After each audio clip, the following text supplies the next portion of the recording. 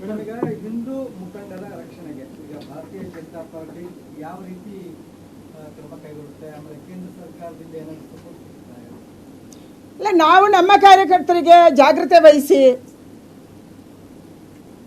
ಒಬ್ಬರೊಬ್ಬರೇ ರಾತ್ರಿ ಓಡಾಡಬೇಡಿ, ಸ್ಪೆಷಲಿ ನಮ್ಮ ಜಿಲ್ಲೆಗಳಲ್ಲಿ. ಇವತ್ತು ನಾವೇ ಹೋದರೂ ಕೂಡ ನಮ್ಮ ಮೊನ್ನೆಯಿಂದ ನಾನು ಹೇಳ್ಕೊಳ್ಳಲ್ಲ, ಯಾಕಂದರೆ ನಾನು ಹೇಳ್ಕೊಂಡ್ರೆ ನನಗೂ ಬೆದರಿಕೆ ಬಂದಿದೆ ಅಂತ ಕಾದಾರಿ ಹೇಳ್ಕೊಂಡಾಗೆ ಆಗುತ್ತೆ ಅಂತ ಯಾರೋ ಹೇಳ್ಬೋದು. ಅದೇ ಹಲವಾರು ಸಂದರ್ಭದಲ್ಲಿ ನಾವು ಇಂಥದ್ದನ್ನು ಹೆದರಿಸಿದ್ವಿ. ನಾನು ರಾಜ್ಯಾಧ್ಯಕ್ಷರಿಗೆ ಹೇಳಿದೆ, ನಮ್ಮ ಸಹೋದರರದು ಫೋನ್ ಬರ್ತಾ ಇದೆಯಪ್ಪ ಅಂಥೇಳಿ. ಅದಕ್ಕಾಗಿ ಜಿಲ್ಲಾಧ್ಯಕ್ಷರಿಗೆ ಮೊನ್ನೆನೇ ಹೇಳಿದೆ. ಅದರ ಸಲುವಾಗಿ ಇವತ್ತು ನಮ್ಮ ಕಾರ್ಯಕರ್ತರಿಗೆ ಜಾಗೃತೆ ಇರಿ, ರಾತ್ರಿ ಒಬ್ಬರೇ ಓಡಾಡಬೇಡಿ, ಸ್ಪೆಷಲಿ ಬೈಕಲ್ಲಿ ಒಬ್ಬರೇ ಹೋಗಬೇಡಿ, ಇಂಥ ಹಲವಾರು ಸೂಚನೆ ಕೊಡ್ತೀವಿ. ಆದರೆ ಒಂದು ಸಂಸಾರದಲ್ಲಿ ಯಾರಿಗೋ ಹುಷಾರಿಲ್ಲ, ಎಲ್ಲೋ ಹೋಗಬೇಕು, ನಮ್ಮ ಜಿಲ್ಲೆ ಅಂತ ಜಿಲ್ಲೆ ಕಾಡು ಜಿಲ್ಲೆ, ಅಲ್ಲಿ ಮಲೆನಾಡು ಜಿಲ್ಲೆಗಳಲ್ಲಿ ನಾವು ಹೋಗಬೇಕು, ದೂರ ದೂರ ಮನೆಗಳಿರ್ತವೆ, ಎಲ್ಲ ಸಂದರ್ಭದಲ್ಲಿ ಒಟ್ಟಿಗೆ ಹೋಗೋದಕ್ಕೆ ಪ್ರಶ್ನೆನೇ ಬರಲ್ಲ. ಅದಕ್ಕಾಗಿ ಅಂಥ ಜಿಲ್ಲೆಗಳಲ್ಲಿ ಇನ್ನೂ ನಮಗೆ ಬದುಕೋದು ಗಂಭೀರ ಅಂತ ಅನಿಸಿದೆ. ನಮ್ಮ ಕಾರ್ಯಕರ್ತರಿಗೆ ಸೂಚನೆ ಕೊಡ್ತೀವಿ. ಇವತ್ತು ಭರತ್ ಮತ್ತು ಶರಣ್ ಪಂಪ್ಗಳಿಗೆ ಬಂದಿದೆ, ನಾವು ಏನು ಮಾಡ್ಬೋದು, ಅಪ್ಪ ಜಾಗೃತೆ ಇರಿ ಅಂತ ಹೇಳಬೇಕು. ಒಟ್ಟಿಗೆ ಓಡಾಡಿ, ಗುಂಪಲ್ಲಿ ಓಡಾಡಿ. ಈಗ ಮೊನ್ನೆ ಇವರು ಗುಂಪಲ್ಲೇ ಇದ್ರಪ್ಪ, ಏನು ಮಾಡಿದರು, ಎಲ್ಲ ಕಡೆಯಿಂದ ಅವರ ಈ ವೆಹಿಕಲನ್ನು ಬ್ಲಾಕ್ ಮಾಡಿದ್ರು, ಅಟ್ಯಾಕ್ ಮಾಡಿದರು. ಗುಂಪಲ್ಲೇ ಇದ್ದರು. ಸುಹಾಸನ ಒಬ್ಬನೇ ಇರಲಿಲ್ಲ, ಸುಹಾಸ್ ಜೊತೆ 5 ಜನ ಇದ್ದರು. ಆದರೆ ಆಚೆ ಬರೋಕ್ಕೆ ಆಗಲಿಲ್ವಲ್ಲ ಅವರು. ಆ ಥರ ಟೆರರಿಸಮನ್ನು, ಆ ಥರ ಪ್ಲ್ಯಾನಿಂಗನ್ನು ಮಾಡ್ತಾ ಇದ್ದಾರೆ.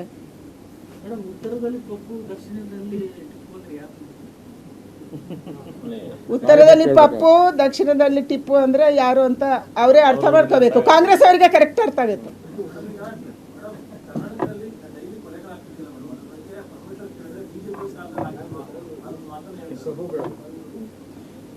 ನೋಡಿ, ನಿಮಗೆ ರಕ್ಷಣೆ ಮಾಡೋಕ್ಕೆ ಸಾಧ್ಯ ಆದರೆ ಗೃಹ ಮಂತ್ರಿಯಾಗಿ ಮುಂದುವರಿರಿ. ರಕ್ಷಣೆ ಮಾಡೋಕ್ಕಾಗಲ್ಲ ಅಂತಂದರೆ ದಯಮಾಡಿ ರಾಜೀನಾಮೆ ಕೊಡಿ. ಇದರಿಂದ ಕರ್ನಾಟಕ ರಾಜ್ಯಕ್ಕೂ ಹಿತ ಆಗುತ್ತೆ, ನಿಮಗೆ ಪರ್ಸನಲಿ ಹಿತ ಆಗುತ್ತೆ. ಪ್ರತಿನಿತ್ಯ ನಿಮ್ಮನ್ನು ದೂರೋದು ತಪ್ಪುತ್ತೆ. ನಿಮಗೆ ಶಕ್ತಿ ಇಲ್ಲ ಅಂತಂದರೆ ದಯಮಾಡಿ ರಾಜೀನಾಮೆ ಕೊಟ್ಟು ಮನೆಗೆ ಹೋಗಿ, ಅಥವಾ ಬೇರೆ ಯಾವುದಾದ್ರೂ ಇಲಾಖೆ ತಗೊಳ್ಳಿ, ನಮ್ದೇನು ತೊಂದರೆ ಇಲ್ಲ.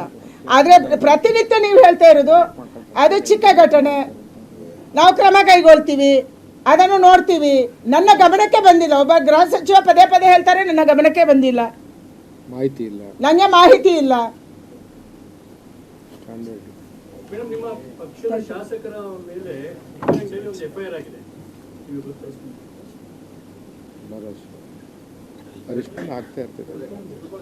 ಯಾರ ಮೇಲೆ ಎಫ್ಐಆರ್ ಆದರೂ ಕೂಡ ಅವರು ಫೇಸ್ ಮಾಡ್ತಾರೆ.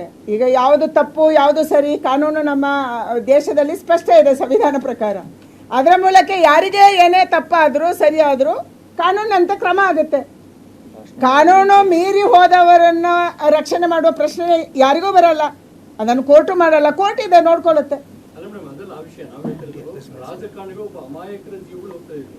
ನೀವು ಕಾಂಗ್ರೆಸ್ ಪಕ್ಷದ ಸರ್ಕಾರ ಬಂದ್ರೆ ಈಗ ನೀವು ಹಿಂದೂಗಳ ಮೇಲೆ ಬಿಜೆಪಿ ಸರ್ಕಾರ ಬಂದಾಗ ಮೈನಾರಿಟಿ ಮೇಲೆ, ಅಂದ್ರೆ ಅಮಾಯಕರ ಜೀವ ಹೋಗ್ತದೆ. ಇಲ್ಲ, ಅದನ್ನೇ ನಾವು ಹೇಳ್ತಾ ಇರೋದು.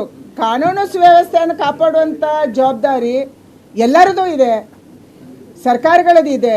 ಇಲ್ಲಿ BJP ಬಂದಾಗ ಒಂದು ಕಾನೂನು, ಕಾಂಗ್ರೆಸ್ ಬಂದಾಗ ಒಂದು ಕಾನೂನು ಇರಲ್ವಲ್ಲ. ಸಂವಿಧಾನ ಪ್ರಕಾರ ಕಾನೂನು ನಡಿಬೇಕು, ಆ್ಯಕ್ಟ್ ಪ್ರಕಾರ ಕಾನೂನು ನಡಿಬೇಕು, ಭಾರತೀಯ ಸಂಹಿತೆ ಪ್ರಕಾರ ಕಾನೂನು ನಡಿಬೇಕು. ಅದನ್ನು ನಡೆಸೋಕ್ಕೆ ಸರ್ಕಾರ ಮುಂದೆ ನಿಲ್ಲಬೇಕಲ್ಲ, ಸರ್ಕಾರ ಮಾಡಬೇಕು, ಸರ್ಕಾರ ಭಯ ತೋರಿಸಬೇಕು. 5 ವರ್ಷದ ಹೆಣ್ಮಕ್ಳ ಮೇಲೆ ಎಷ್ಟು ಅತ್ಯಾಚಾರ ಆಯಿತು ಕರ್ನಾಟಕದಲ್ಲಿ. ಯಾರಿಗಾದರೂ ಕಾನೂನಿನ ಭಯ ಇದ್ದರೆ, ನನಗೆ ಶಿಕ್ಷೆ ಆಗುತ್ತೆ ಅಂತಿದ್ರೆ, ಯಾವುದೋ ಹೈದರಾಬಾದಲ್ಲಿ ಆದಾಗೆ ಶೂಟೌಟ್ ಮಾಡಿದರೆ ಭಯ ಬರುತ್ತೆ ಬೇರೆಯವರಿಗೆ. ನಮ್ಮಲ್ಲಿ ಭಯನೇ ಇಲ್ವಲ್ಲ. Thank you sir. Rahul Gandhi ಅವರು ಅಮೆರಿಕದ ಒಂದು ಯೂನಿವರ್ಸಿಟಿಯಲ್ಲಿ ಒಂದು ಸ್ಟೇಟ್ಮೆಂಟ್ ಮಾಡಿದ್ದಾರೆ. ಹಿಂದೆ ಆಗಿರ್ತಕ್ಕಂಥ ಕಾಂಗ್ರೆಸ್ ಪಕ್ಷದ ಯಾವುದೇ ನಾನ್ ರೆಸ್ಪಾನ್ಸಿಬಲ್ ಅಂತ ಹೇಳಿದ್ದಾರೆ. ಯಾವುದೇ ಫೈಲೂಸಿಗೆ ಅವ್ರು ರೆಸ್ಪಾನ್ಸಿಬಲ್ ಅಂದರೆ ಅವರು ಶಿಕ್ಷಣ ಅನುಭವಿಸ್ಬೇಕಲ್ಲ. 3,000ಕ್ಕಿಂತ ಹೆಚ್ಚು ಸಿಖ್ಖರ ಹತ್ಯೆ ಆಗಿದ್ದು ಸತ್ಯ ಇದೆ. ಅದನ್ನು ಕೋರ್ಟ್ ಹೇಳಿದೆ, ಅದಕ್ಕೆ ಕೇಸ್ಗಳಾಗಿದ್ದಾವೆ, ದಾಖಲೆ ಆಗಿದೆ. ಅವರು ಶಿಕ್ಷೆ ಅನುಭವಿಸ್ಲಿ. ಅವರು ರೆಸ್ಪಾನ್ಸಿಬಲ್ ತಗೊಳ್ಳೋದಾದರೆ ಅವರು ಸೋಮೋಟ ಹೇಳಬೇಕು, ನನಗೆ ಶಿಕ್ಷೆ ಆಗಲಿ ಅಂತ ಹೇಳಿ ಹೋಗಲಿ ಜೈಲಿಗೆ.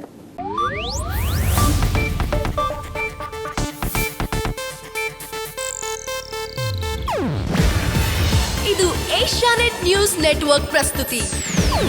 ನೀವು ನೋಡ್ತಿದ್ದೀರಾ ಏಷ್ಯಾ ನೆಟ್ ಸುವರ್ಣ ನ್ಯೂಸ್.